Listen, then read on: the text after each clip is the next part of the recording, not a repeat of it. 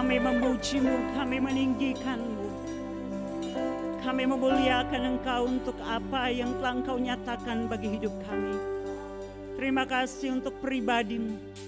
Terima kasih untuk diri-Mu yang telah Engkau serahkan bagi jiwa kami. Terima kasih Tuhan. Terlalu mahal dan terlalu besar kasih Kristus bagi kehidupan kami. Dan malam ini kami ada di dalam rumah-Mu. Kami menundukkan hati kami dan kami menghargai dan menghormati apa yang Kristus telah lakukan bagi jiwa kami. Terima kasih Tuhan, pada malam hari ini kami siapkan hati kami siapkan jiwa kami siapkan roh kami untuk menerima apa yang firman Tuhan mau katakan bagi kami pada malam hari ini. Hamba tunduk di bawah otoritas Roh Kudus, Roh pengajar yang menuntun kami kepada segala kebenaran. Terima kasih Tuhan untuk saat ini. Kami menyerahkan diri ke dalam tangan Tuhan.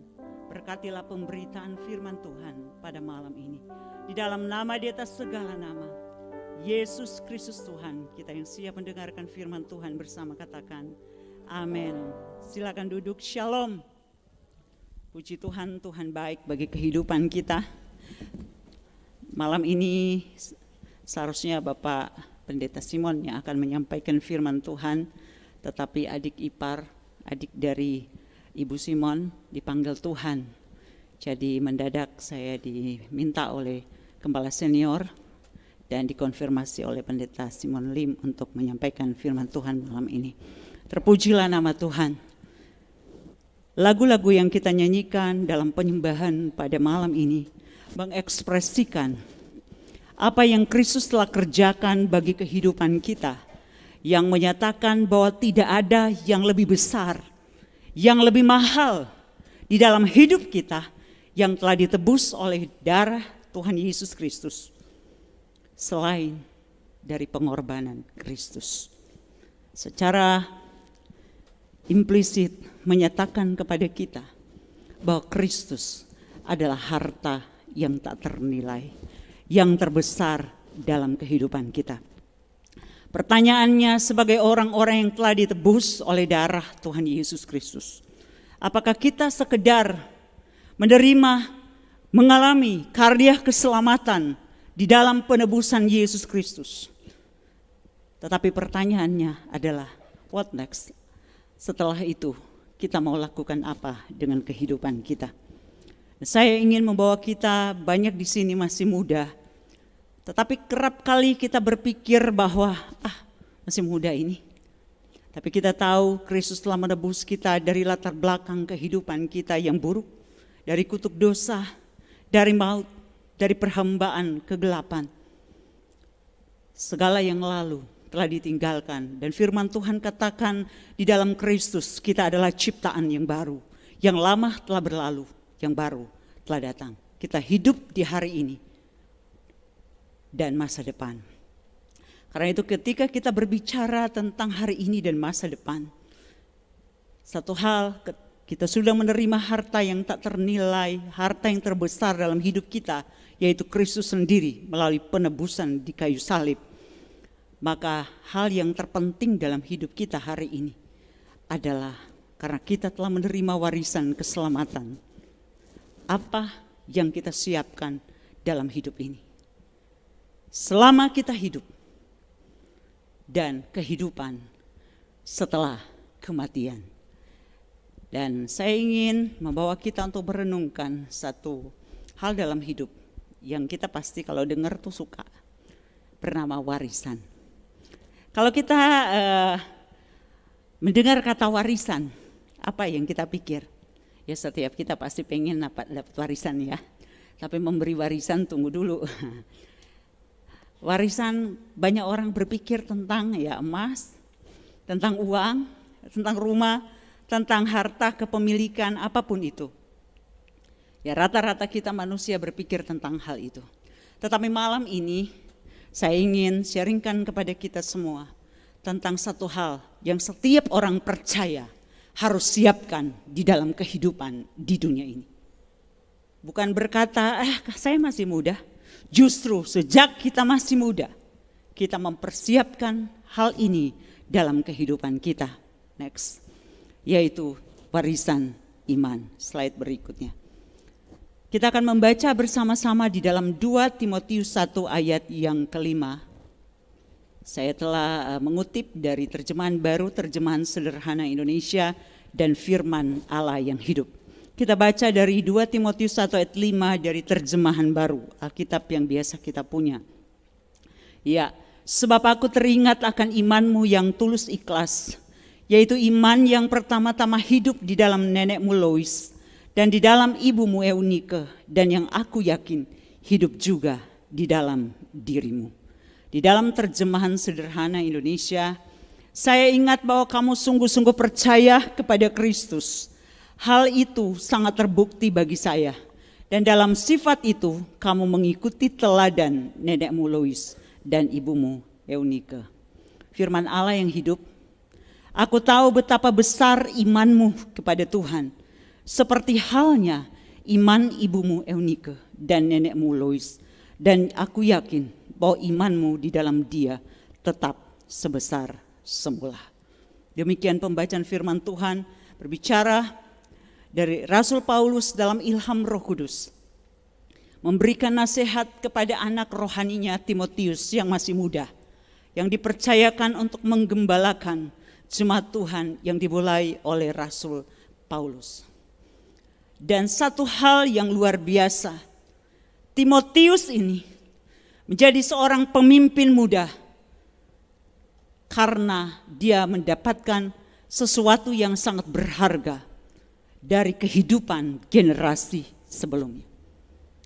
Setiap generasi, jika kita menyadari tujuan dan maksud keberadaan kita, kita adalah orang-orang yang dipanggil, dipilih, dan diutus Tuhan untuk generasi kita dan mempersiapkan dasar bagi generasi setelah kita.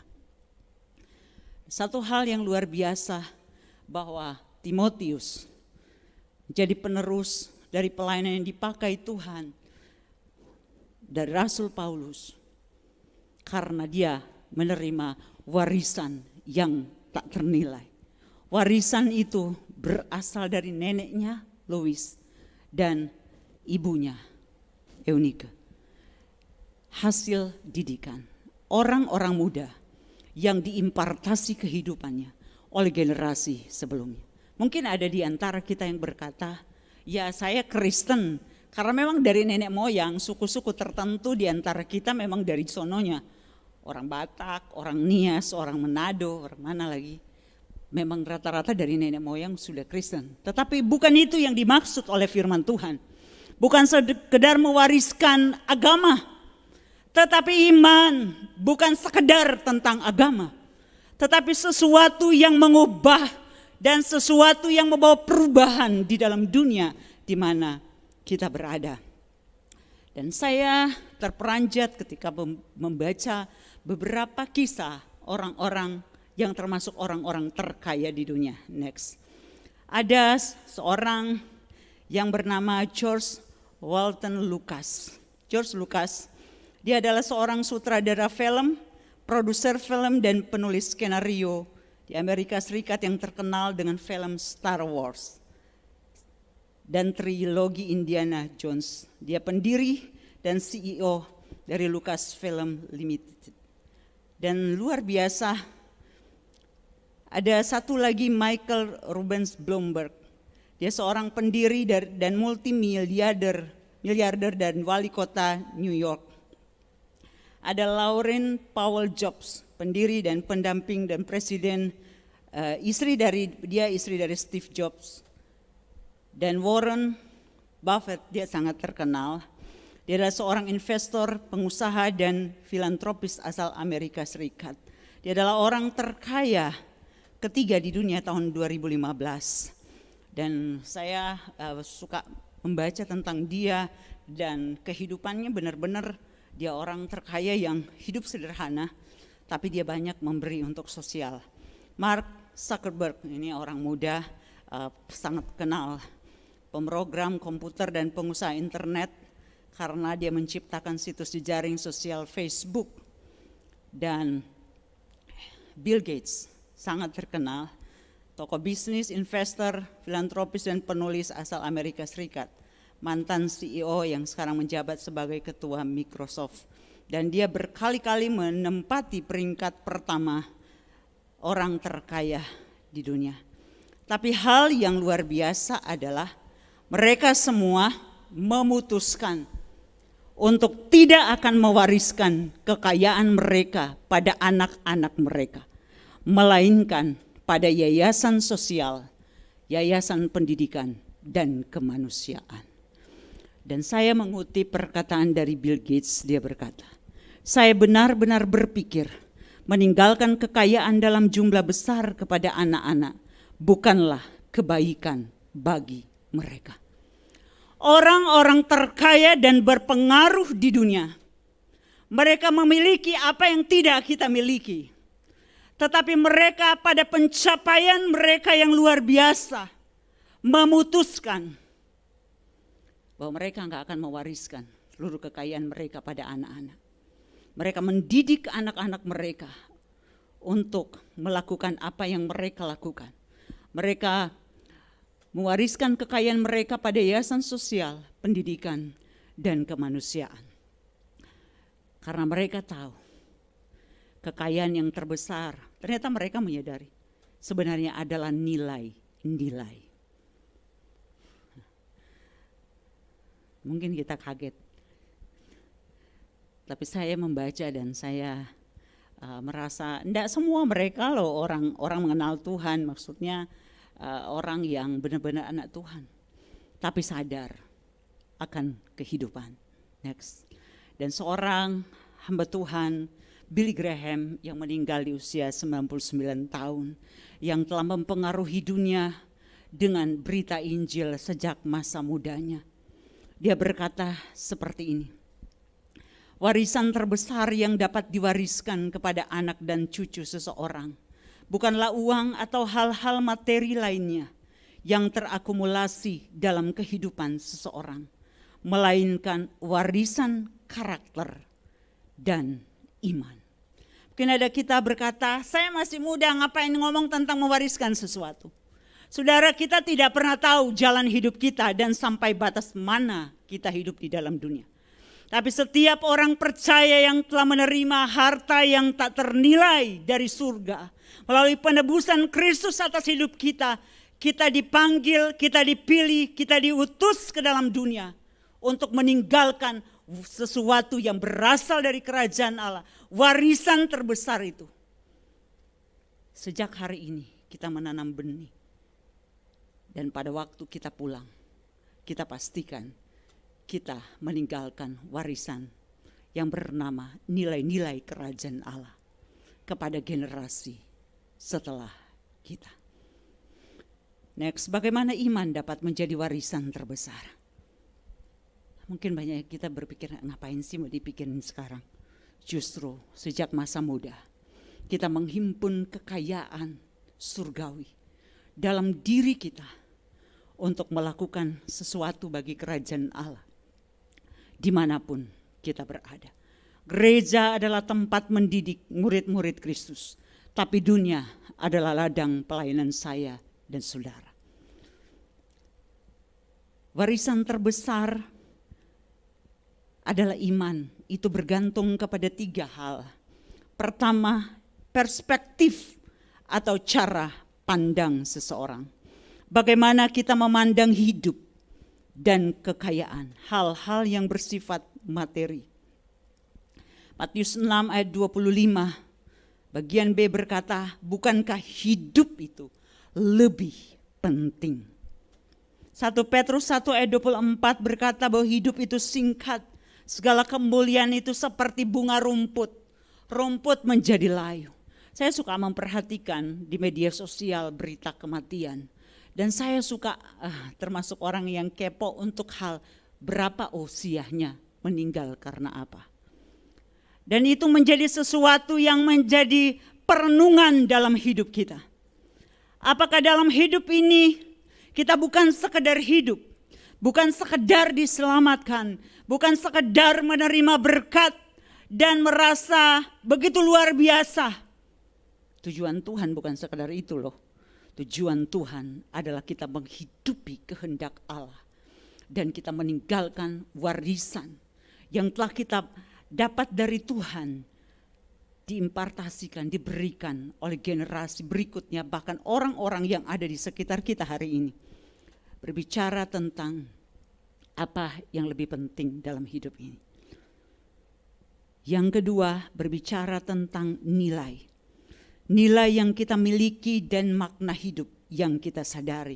Filipi 1 ayat 22, Rasul Paulus dalam ilham Roh Kudus berkata, hidup adalah Kristus dan mati adalah keuntungan. Tetapi jika aku harus hidup, aku hidup untuk memberi buah. Kenapa kita masih hidup hari ini? Agar kita hidup memberi buah. Dan buah yang kita hasilkan dalam hidup, itulah warisan yang kita tinggalkan. Yang ketiga, berbicara tentang tujuan. Ke arah mana kita membawa seluruh hidup kita. Filipi 1 ayat 21, hidup adalah Kristus. Matius 6 ayat 19 sampai 21, kumpulkanlah harta di surga. Bukan berarti kita gak boleh kaya, justru kita menopang pekerjaan Tuhan. Tetapi berbicara tentang nilai, sesuatu yang lebih dalam daripada apa yang sekedar nampak di luar. Pertanyaannya next, bagaimana iman diwariskan? Saya mengutip kata-kata next Maya Angelou, berkata warisanmu adalah setiap kehidupan yang telah kau sentuh. Warisan yang sesungguhnya adalah setiap kehidupan yang telah kita sentuh melalui hidup kita. Bukan sentuh dengan tangan kita. Adakah dalam hidup saya dan saudara menyentuh hidup orang lain? Orang lain bisa bilang, orang itu kehadirannya memberkati. Orang itu suka melakukan sesuatu, suka menolong, suka memberi. Orang sederhana, keberadaannya sederhana, tapi jiwanya luar biasa. Paling tidak dalam hidup ini, setiap kita diciptakan Tuhan untuk paling tidak menyentuh satu atau dua orang di sekitar kita. Pertama tentunya keluarga kita. Menyentuh hidup orang lain bukan harus jadi orang terkenal. Bukan selalu harus ada di mimbar. Tapi perbuatan kasih, pelayanan yang kita lakukan, kebaikan yang kita lakukan, yang didasari atas iman, penyerahan kepada Tuhan, kasih kepada Tuhan, akan dapat menyentuh hidup orang lain. Ada beberapa hal yang kita dapat renungkan dari kebenaran firman Tuhan. 3 hal bagaimana iman itu diwariskan. Saya mempersiapkan itu buat kehidupan saya juga. Melakukan apapun yang dapat dilakukan untuk dapat mewariskan iman dan nilai-nilai kerajaan Allah. Hal yang pertama, bagaimana saya dan saudara sebagai orang percaya mewariskan iman kita, yaitu melalui teladan hidup. 2 Timotius 1 ayat 5 dari terjemahan sederhana Indonesia berkata, saya juga ingat betapa kamu sungguh-sungguh percaya kepada Kristus, sama seperti teladan nenekmu Lois dan ibumu Eunike. Saya yakin kamu pun memiliki keyakinan yang sama. Teladan hidup berbicara jauh lebih kuat dari kata-kata. Saya adalah produk dari iman dan doa ayah saya. Dan hari ini papa saya usia 86 tahun. Waktu saya pulang, dia berdoa masih tetap sama sejak saya masih kecil. Dalam kelemahan fisik, jam 5 sore dia menyendiri untuk pergi berdoa. Tengah malam dia berlutut di tepi pembaringan, walau nadanya sudah sumbang untuk menyembah dan berdoa. Hampir pagi, jam 4:30 pagi, Dia adalah pendoa syafaat. Doa tidak pernah lepas dari hidupnya. Tanpa dia berkata-kata lebih banyak, tapi doanya mempengaruhi hidup kami untuk melayani Tuhan. Teladan hidup. Berapa banyak kita yang sudah menjadi orang tua ataupun yang akan menikah, ingat, hidup ini harus meninggalkan teladan. Saya tahu satu saat saya akan dipanggil Tuhan. Paling tidak saya memiliki teladan untuk ditinggalkan bagi anak-anak. Tentang nilai-nilai kehidupan, tentang iman, tentang kesetiaan mengasihi dan melayani Tuhan. Hal yang tersederhana yang kita lakukan tetapi dengan kasih dan penyerahan kepada Tuhan. Di kantor kita, bagaimana kita dikenal oleh teman-teman kita. Di dunia pendidikan, di keluarga, bagaimana mereka mengenal kita. Wariskan teladan hidup, karena itu akan terus berbicara. Orang tua saya tidak pernah menyuruh saya melayani Tuhan, bahkan mama saya melarang saya jadi pendeta. Kakak saya bilang gak usahlah susah-susah jadi pendeta. Tapi teladan hidup, kesetiaan, penyerahan, ketekunan papa saya adalah suara yang terbesar mempengaruhi hati saya dan kakak-kakak saya. Saya ingat satu kali saya berkata kepada kakak saya ketika jalan hidupnya salah. Dia bilang satu saat saya terbayang papa sedang bertelut dan hati saya tidak tahan. Saya harus pulang kepada Tuhan. Satu hal, teladan hidup berbicara lebih kuat. Suami, istri, jadilah teladan dalam keluarga. Anak-anak, bukan karena kita masih muda, nasihat Rasul Paulus kepada Timotius, jadilah teladan. Jangan seorang pun menganggap engkau rendah karena engkau muda, tapi jadilah teladan. Jadilah teladan dalam kehidupan keluarga, bagi orang tua, bagi kakak beradik, bagi dunia pergaulan yang rusak. Ketika kita hadir, orang melihat teladan hidup sebagai pengikut Kristus di tengah pergaulan dunia yang gelap. Bukan dunia yang membawa kegelapan dalam hidup kita, tapi kita yang membawa terang ke dalam dunia yang gelap melalui kehidupan yang menjadi berkat. Dan itu warisan iman. Yang kedua, pengajaran. Ulangan 6 ayat 7. Firman Tuhan katakan, terjemahan baru, haruslah engkau mengajarkannya berulang-ulang kepada anak-anakmu, ini buat orang tua, dan membicarakannya apabila engkau duduk di rumahmu, apabila engkau sedang dalam perjalanan, apabila engkau berbaring, dan apabila engkau bangun. Ajarkanlah kepada anak-anakmu, bahasa Indonesia sehari-hari, hendaklah kamu membicarakan di dalam rumah dan di luar rumah, waktu beristirahat dan waktu bekerja. Firman Allah yang hidup. Kamu harus mengajarkannya berulang-ulang kepada anak-anakmu dan membicarakannya pada waktu kamu duduk-duduk di rumah, pada waktu kamu sedang berjalan-jalan di luar, pada malam hari sebelum tidur dan pada pagi hari sesudah bangun. Di dalam versi mudah dibaca, pastikan untuk mengajarkannya kepada anak-anakmu. Bicarakanlah tentang perintah-perintah itu apabila kamu duduk di rumahmu dan apabila kamu sedang berjalan. Bicarakan tentang itu apabila kamu berbaring dan apabila kamu bangun. Pertanyaannya, kalau kita hari ini, apa yang menjadi topik utama dalam pembicaraan kita sehari-hari di rumah? Telenovela kah? Sudah nggak ada telepon novela ya, saya nggak pernah nonton TV lagi. Saya baca berita. Apa yang menjadi pembicaraan? Pengajaran itu diawali dari pembicaraan kita di rumah. Saya nyetir mobil, saya tahu saya tidak bisa di dunia zaman sekarang, anak-anak zaman now itu susah untuk dinasehati. Tidak ada di sini ya, semua gampang dinasehati, ya Pak Jimmy.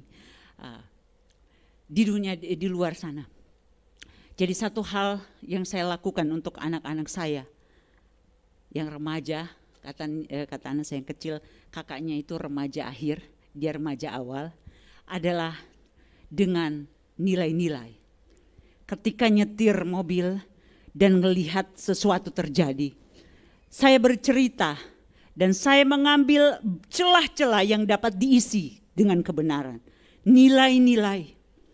Karena saya tahu dari pengalaman, dari cerita, apapun yang saya punya, saya menyelipkan nilai-nilai di dalamnya. Satu tujuan, agar anak-anak ini terimpartasi untuk dapat mengambil sesuatu tentang nilai-nilai bagi kehidupan mereka.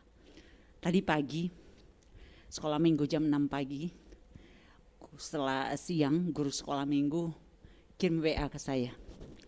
Kak, ada sesuatu loh, beda banget ketika dibagikan kertas pokok doa kepada semua anak.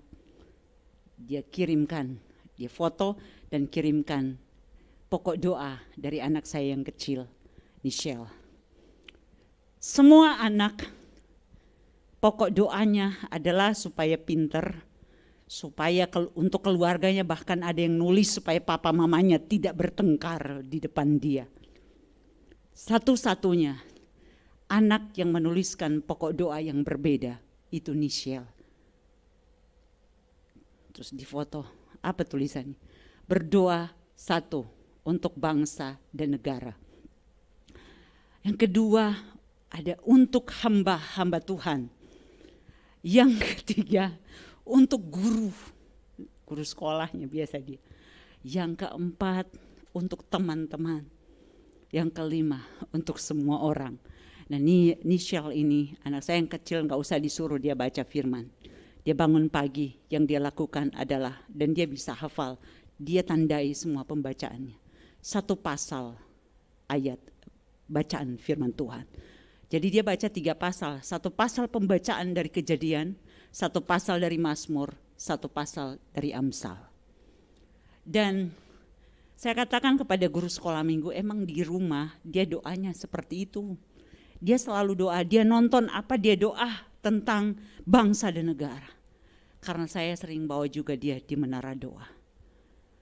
Berdoa untuk orang-orang yang memberkati, menyebut nama mereka. Sehingga nilai itu terimpartasi. Bagaimana belajar bersyukur, bagaimana memberkati orang-orang. Satu yang saya ajarkan, karena dalam memberkati hidup kita diberkati. Jangan selalu menadahkan tangan dan berkata, Tuhan saya mau ini, saya mau itu. Tapi belajar mengerti hati Tuhan, berdoa sesuai apa yang Tuhan mau. Saat yang sama Allah memberkati hidup anak-anaknya yang melakukan kehendaknya. Pengajaran bisa lewat berbagai pintu dan berbagai celah. Sharing kehidupan. Saya mengajarkan anak-anak dalam segala keadaan. Belajar mengasihi, bukan hanya berdoa. Belajar memberi. Dan mereka tahu apa yang bisa diberi. Selalu nanya apa yang bisa dilakukan. Itu hasil dari pengajaran.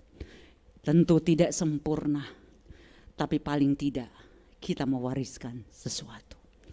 Bukan hanya kepada anak-anak kita, kalau kita adalah anak-anak, jadilah teladan untuk dapat sharing tentang nilai-nilai iman kepada kakak beradik, kepada orang tua, kepada siapapun.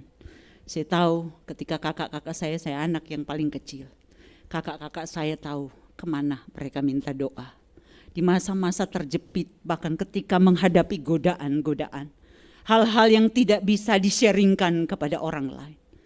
Mereka paling tidak tahu di dalam keluarga ada seseorang yang dapat dipercaya untuk berbagi beban dan berdoa bersama. Kita diciptakan Tuhan, ditaruh Tuhan di tengah keluarga kita. Mungkin hari-hari ini kita berkata, keluargaku belum diselamatkan. Tapi Tuhan juga memanggil saya dan saudara untuk membawa warisan di tengah keluarga kita melalui keberadaan kita. Apakah kita sudah menjadi teladan? Yang kedua, pernahkah kita sharing life tentang hidup yang telah diserahkan kepada Tuhan? Kita hadir untuk membawa harta warisan terbesar di tengah keluarga saya dan saudara. Amin. Kalau kita lakukan sejak muda, hidup kita penuh dengan berkat. Dan saudara tahu ketika hidup kita menjadi berkat, hidup kita penuh dengan berkat. Bukan kita yang kejar berkat, berkat kejar kita. Banyak hal kalau saya mau saksikan karena kebaikan Tuhan.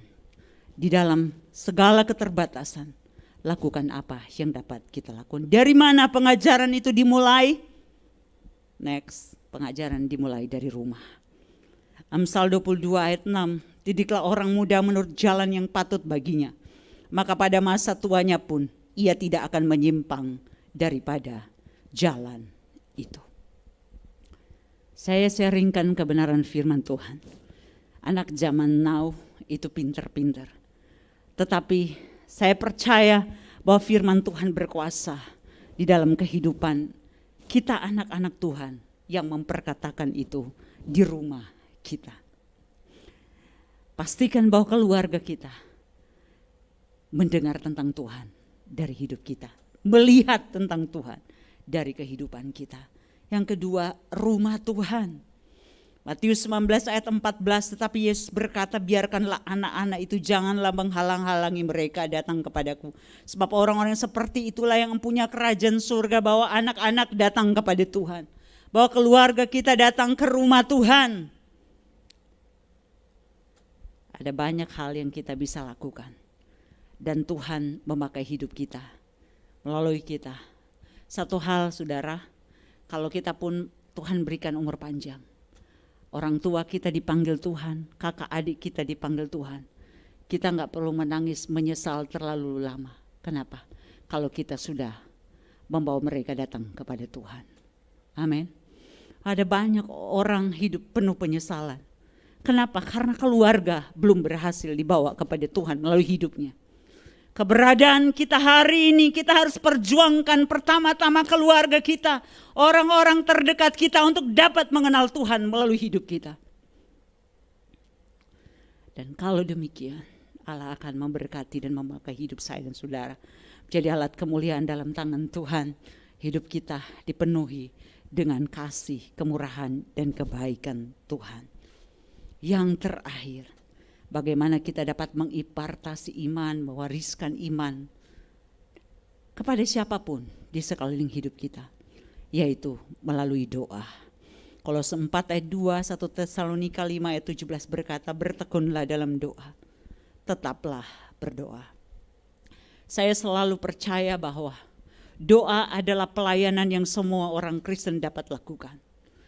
Dan Tuhan terus menjawab doa, bahkan ketika orang yang berdoa itu sudah tidak ada. Amin. Sebuah pelayanan yang gemahnya, hasilnya, dampaknya akan terus terjadi. Bahkan ketika orang-orang yang berdoa itu pun sudah tidak ada di dunia ini. Saya ingat satu ketika melayani seorang bapak. Bapak ini mengenal Tuhan melalui tetangganya, melalui pelayanan KKA waktu itu di Hayamuruk, dan dia mengenal Tuhan. Tapi istrinya penjudi, mereka bukan orang Kristen. Anak-anaknya kehidupan pernikahannya gak beres, gak menikah lah, hidup bareng. Rusak. Bapak ini sudah mulai sakit-sakitan, tapi dia setia datang kepada Tuhan. Dia mengenal Tuhan. Bahkan ketika dia minta dibaptis sudah di atas tempat tidur rumah sakit. Dia begitu cinta Tuhan, dia cuma rindu satu, supaya keluarganya diselamatkan. Saya ini jalan hidup saya telah salah. Saya ingin sebelum saya dipanggil Tuhan, saya boleh melihat istri saya bertobat, anak-anak saya bertobat. Itu kerinduannya.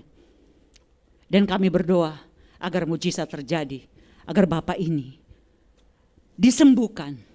Dan itu menjadi kesaksian bagi keluarganya. Tapi apa yang terjadi? Bapak ini meninggal sebelum keluarganya diselamatkan. Tapi malam itu, malam penghiburan. Dari gereja melayani orang-orang yang bukan Kristen semua. Tapi hari itu, sesuatu Allah kerjakan. Hari Kamis saya ingat, hari Minggunya seluruh keluarga datang ke gereja. Dan sejak saat itu, mereka menangis, mereka melihat kehidupan dan perubahan dari Bapak ini sejak dia mengenal Kristus.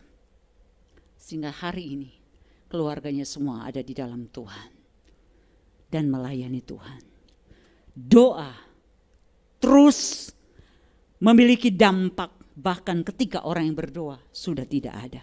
Kita berpikir Allah menjawab doa seperti apa yang dipikiran kita. Tapi Allah menjawab doa sesuai dengan kuasanya bagi kita. Ibu Monica, ibu dari Agustinus, dia seorang tokoh gereja. Dia berkata bahwa tidak ada apapun yang lebih jauh dari Allah. Ketika seorang ibu yang menjadi pendoa bagi anak-anaknya, dia punya suami, punya anak-anak yang kehidupannya begitu rusak. Tapi dia memiliki ibu, seorang pendoa. Saya melihat ada banyak anak-anak nakal kalau hari ini bertobat. Biasanya di dalam keluarga ada orang yang berdoa. Ada banyak lutut dan ada air mata yang telah mengalir dari orang-orang tertentu dalam keluarga. Ada banyak orang yang dipakai Tuhan luar biasa karena ada yang berdoa. Saya percaya seorang pernah berkata kepada saya, dia orang asing, ketika bertanya tentang papa saya yang masih melayani Tuhan 86 tahun, sudah sakitan, sudah berapa kali kayak mau meninggal tapi enggak jadi. Dan ada seorang berkata kepada saya tahu alasannya. Karena kalian butuh seorang pendoa di dalam keluarga. Dan dia adalah pendoa yang menjadi tiang bagi keluarga. Satu hal itu menggugah saya. Monica, ibunda dari Agustinus dari Hippo, dia menuliskan seperti ini. Anakku, satu-satunya alasan yang membuat aku masih ingin hidup sedikit lebih lama lagi ialah aku mau melihat engkau menjadi seorang Kristen sebelum aku menghembuskan nafasku. Hal itu sekarang telah dikabulkan Allah, bahkan lebih dari itu. Allah telah menggerakkan engkau untuk mempersembahkan dirimu seutuhnya kepada Tuhan dalam pengabdian yang tulus kepadanya. Doa seorang ibu. Kalau di rumah saya sangat yakin doa dari papa saya. Ya kan ada lagu di doa ibuku. Tapi ada banyak pendoa juga. Tiang doa itu bapak-bapak. Jadi bukan karena pria atau wanita. Setiap kita yang dengan tekun, Allah terus berdoa, Allah terus menambah-nambahkan hati yang berbelas kasihan untuk jiwa-jiwa yang terhilang dalam hidup kita. Aristoteles menuliskan seperti ini. Saya baca kisahnya, dia kan filsuf, tapi dia bisa tulis seperti ini. Doa memberikan kekuatan pada orang yang lemah, membuat orang tidak percaya menjadi percaya, dan memberikan keberanian kepada orang yang ketakutan. Setiap kita harus menjadi pendoa, minimal bagi keluarga kita. Bukan berdoa buat diri sendiri, itu semua orang bisa lakukan. Tetapi orang Kristen yang bertumbuh semakin mengasihi Tuhan, berdoalah untuk hal-hal di luar diri kita yang kerajaan Allah inginkan untuk kita lakukan. Kita akan baca di dalam Mazmur 112 ayat 1 sampai 2. Firman Tuhan, firman Allah yang hidup berkata, pujilah Tuhan karena semua orang yang takut akan Tuhan dan yang mempercayakan diri kepadanya diberkati secara berkelimpahan. Ya berbahagialah orang yang suka melakukan perintahnya. Anak cucunya akan dihormati di mana-mana karena keturunan orang-orang baik mempunyai warisan yang istimewa. Terjemahan baru. Haleluya, berbahagialah orang yang takut akan Tuhan, yang sangat suka kepada segala perintahnya. Anak cucunya akan perkasa di bumi. Angkatan orang benar akan diberkati. Hal itu harus menjadi kerinduan bagi kita. Saya berdoa, saya tahu sebagai orang tua tidak dapat menjaga anak-anak dengan lebih baik selain menyerahkan mereka kepada Tuhan. Menanamkan nilai-nilai takut akan Tuhan. Doa saya pagi, siang, malam di depan mereka dan di luar, yang tidak mereka ketahui adalah supaya mereka tidak menyimpang dari jalan-jalan Tuhan seumur hidup mereka. Karena sebagai orang tua saya menyadari tidak ada pilihan yang terbaik dalam kehidupan ini selain hidup dalam takut akan Tuhan.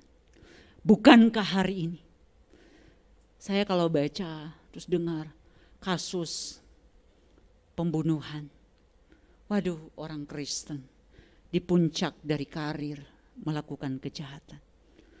Lah, namanya Lukas, tapi kasus korupsi. Hati ini sedih.